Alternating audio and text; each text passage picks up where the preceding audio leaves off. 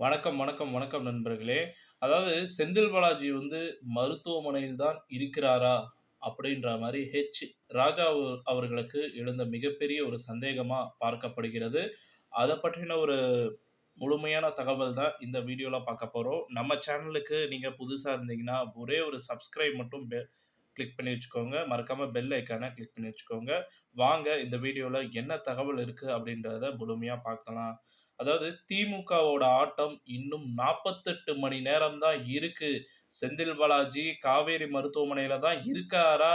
இல்லையா? என்ற ஒரு மிகப்பெரிய சந்தேகம் தீர்க்கப்படும் நேரம் நெருங்கிக் கொண்டிருக்கிறது. அப்படின்ற மாரி ராஜா அவர்கள் தனது ட்விட்டர் பதிவில கூறியிருக்கிறாரு.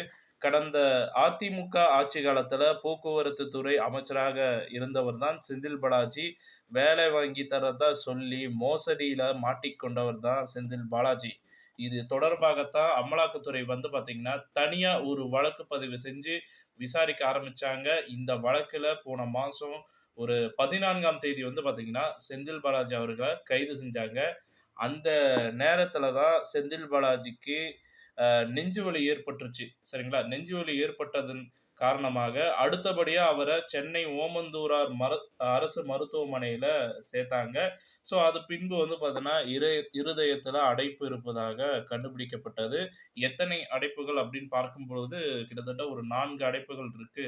ஸோ, அத தொடர்ந்து நீதிமன்ற அனுமதியோட காவேரி மருத்துவமனைக்கு செந்தில் பாலாஜிய மாற்றப்பட்டுச்சு. அவருக்கு அங்க சிகிச்சை பார்த்தீங்கன்னா, மேற்கொள்ளப்பட்டுச்சு. நீதிமன்ற காவலில் செந்தில் பாலாஜியை பார்த்தீங்கன்னா வைக்கப்பட்டது.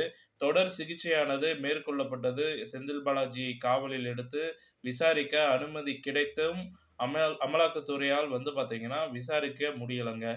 ஸோ, அமலாக்கத்துறையால் பார்த்தீங்கன்னா, காவலில் எடுத்து விசாரிக்க அனுமதி கிடைத்தும், அமலாக்கத்துறையால் பார்த்தீங்கன்னா, விசாரிக்க முடியவில்லை என்றது நிதர்சனமான உண்மையாக பார்க்கப்படுகிறது. அமலாக்கத்துறையால் கைது செய்யப்பட்ட செந்தில் பாலாஜியை விடுவிக்க வேண்டும் என்று செந்தில் பாலாஜியின் மனைவி பார்த்தீங்கன்னா, ஆட்கொணர்வு மனு தாக்கல் ஒண்ணு செஞ்சிருந்தாங்க. அந்த மனுவின் விசாரணையும் ஒரு பக்கம் நடந்து கொண்டிருந்தாலும், இன்னொரு பக்கம் ராஜா அவர்கள் பார்த்தீங்கன்னா, தன்னுடைய ட்விட்டர் பக்கத்துல செந்தில் பாலாஜி உயிரோட தான் இருக்கிறாரா? அப்படிங்கிற மாரி ஒரு கேள்வி ஒண்ணு எழுப்பியிருந்தாரு. ஸோ, அவரு தரப்புல என்ன சொல்லியிருக்கிறாரு அப்படின்றத பார்க்கும் பொழுது, அ இன்னும் ஒரு 48 மணி நேரம் தான் இருக்கு. இன்னையோட பார்த்தீங்கன்னா, அவங்க ஆட்டம் முடிஞ்சுச்சு. செந்தில் பாலாஜி இருக்கிறாரா? இல்லையான்னே கன்ஃபார்மா தெரியல. சப்போஸ் செந்தில் பாலாஜி இல்ல அப்படின்றது தெரிஞ்சுச்சுன்னா, அவங்களோட ஆட்டமே க்ளோஸ். திமுகவே பார்த்தீங்கன்னா இருக்காது. அப்படின்ற மாரியும் சொல்லியிருக்கிறாரு. அதை தாண்டி காவேரி மருத்துவமனைக்கு உள்ளார போய் பார்த்தா தான் தெரியும். செந்தில் பாலாஜி இருக்காரா? இல்லையான்றத.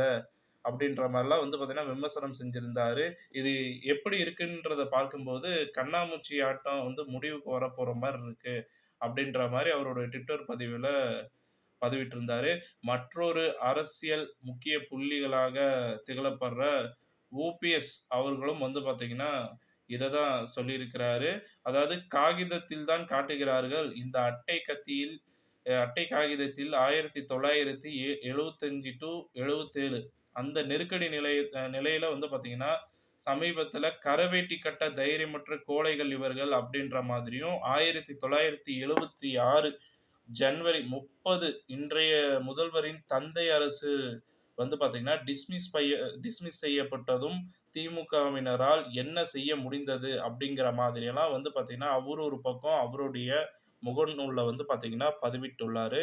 ஸோ, இத்துடன் இந்த செய்தி தகவலானது முடிவடைகிறது. இந்த தகவல் பிடிச்சிருந்தா லைக் பண்ணுங்க, ஷேர் பண்ணுங்க. மறக்காம நம்ம சேனல சப்ஸ்கிரைப் பண்ணி பெல் ஐகான கிளிக் பண்ணி வச்சுக்கோங்க. நன்றி, வணக்கம்.